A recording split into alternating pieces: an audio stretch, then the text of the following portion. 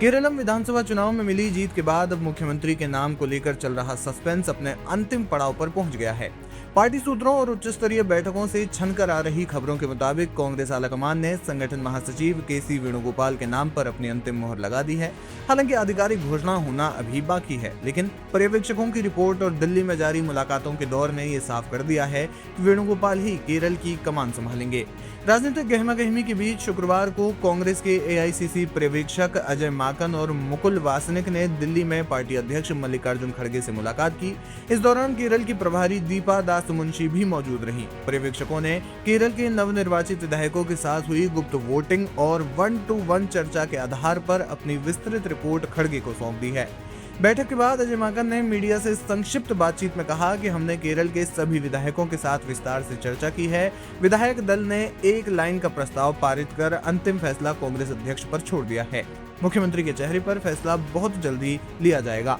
लोगों ने सभी से बात करी है, एमएलए से एक एक करके बात करी है और सब लोगों से रायशुमारी करी है, 1 लाइन रेजोल्यूशन पास किया है और जो भी जिसने भी कहना था वो हमने नोट करके लीडरशिप को दिया है और उसको पूरा स्टडी करके जल्द से जल्द निर्णय लिया जाएगा।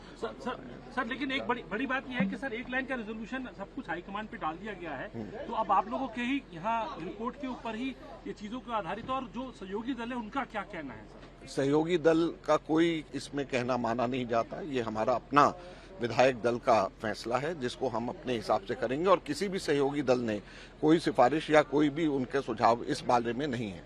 हालांकि सूत्रों का दावा है कि रिपोर्ट में अधिकांश विधायकों ने केसी वेणुगोपाल के नाम का समर्थन किया है, लेकिन सवाल ये है कि केसी वेणुगोपाल ही सीएम फेस क्यों?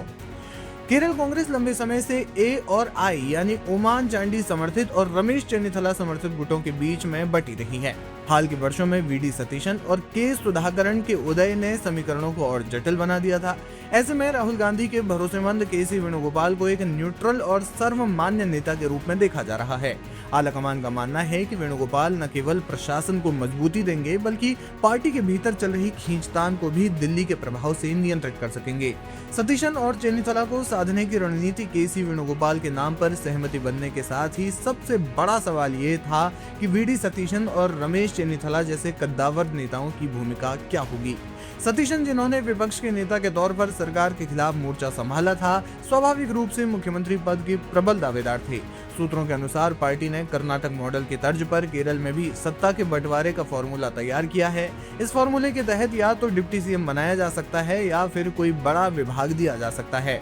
कांग्रेस के लिए सबसे बड़ी चुनौती ये सुनिश्चित करना है कि मुख्यमंत्री की घोषणा के बाद कोई सार्वजनिक असंतोष पैदा न हो।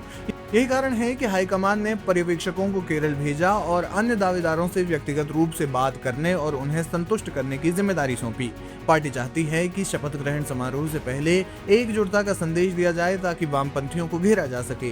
केरल की जनता और कार्यकर्ताओं की नजरें अब खड़गे के औपचारिक ऐलान पर टिकी है। अगर वेणुगोपाल दिल्ली से केरल लौटते हैं तो ये न केवल राज्य की राजनीति बल्कि राष्ट्रीय स्तर पर कांग्रेस के संगठनात्मक ढांचे में भी एक बड़ा बदलाव होगा। अगले 24 से 48 घंटे केरल की राजनीति के लिए ऐतिहासिक साबित हो सकते हैं।